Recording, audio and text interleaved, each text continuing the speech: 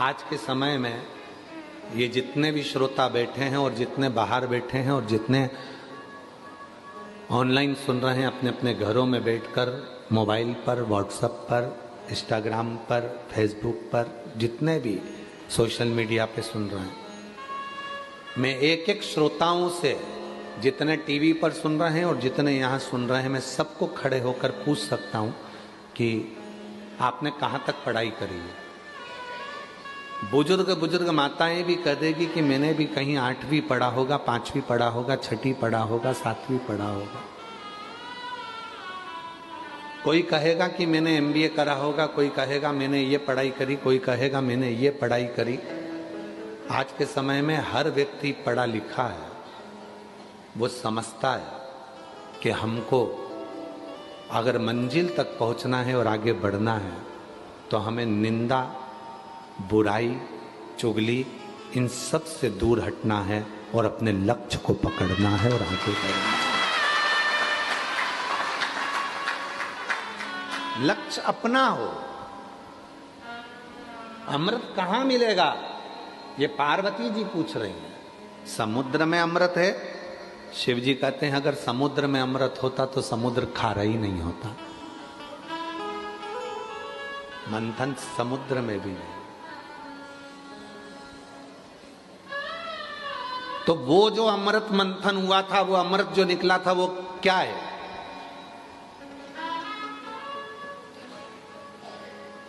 शिव जी ने कहा वो तो विचारों का मंथन है।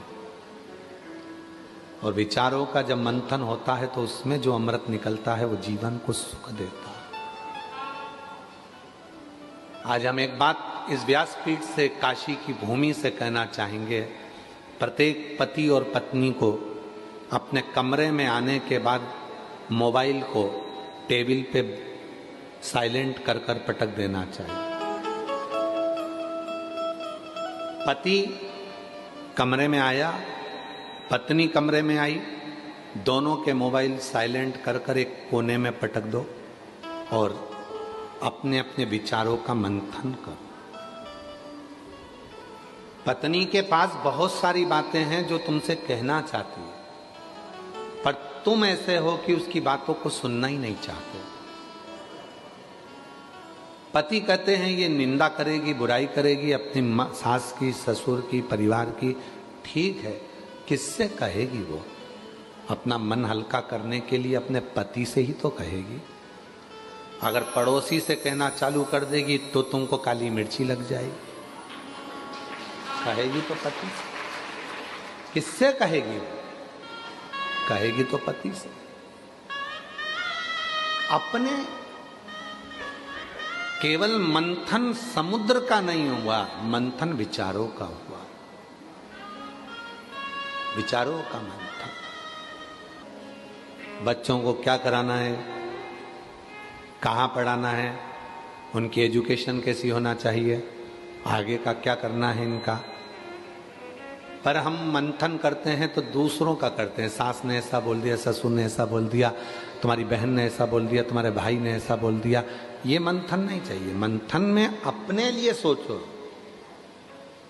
अपने बच्चों के लिए सोचो, अपन कैसे खुश रह सकते हैं वो विचार करो।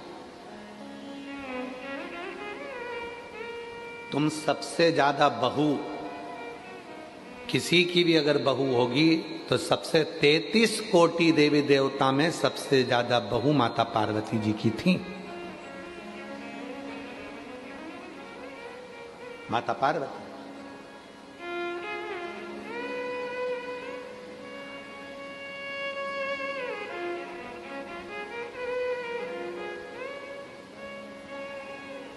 कई माताएं कह देती हैं कि हम हमारी बहू को निभा रहे हैं, बहुएं कहती हैं हम हमारी सास को निभा रहे हैं।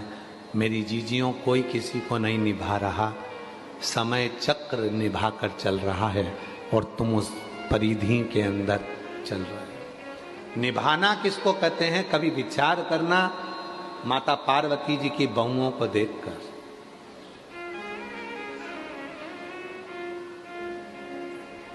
बहुओं को देख, एक माँ छठी रिद्धि सिद्धि बहुओं का क्रम देखिएगा। 6 लड़कियां, जया, विषहरा, शामलीवारी, दौतली, देव, अशोक सुंदरी। दामाद, बच्चों के बच्चे शुभ और लाभ, उनके बच्चे अमोद और प्रमोद।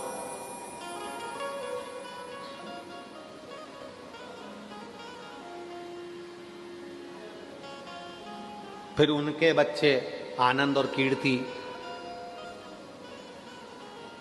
दादा परदादा बनकर भी अपनी बहुओं को निर्वाह कर रही है मां। क्यों? क्योंकि मंथन पति और पत्नी में है, विचारों का, तो वहां विवाद नहीं होता। आपके यहां विवाद किस बात का होता है? विवाद का कारण क्या है आपके यहां? विवाद का कारण यह है कि मंथन आप दूसरों का कर रहे हो। पापा ने ये बोल दिया, मम्मी ने ये बोल दिया, उसने ये बोल दिया, उसने वो बोल दिया। मंथन अपना करो ना। कल अपने को क्या करना है, आगे कैसे बढ़ना है, बच्चों को एजुकेशन कराना है तो उसकी लाइन पकड़ाना है, उसको वो पढ़ना चाहता है, उसको पढ़ाना है। मंथन करो कि कल कमाई कैसे करेंगे, बच्चों को कैसे पढ़ाएंगे। मंथन वो नहीं है कि अपनी हिम्मत को हार देना, विष निकाल लेना, इसको मंथन नहीं कहा गया।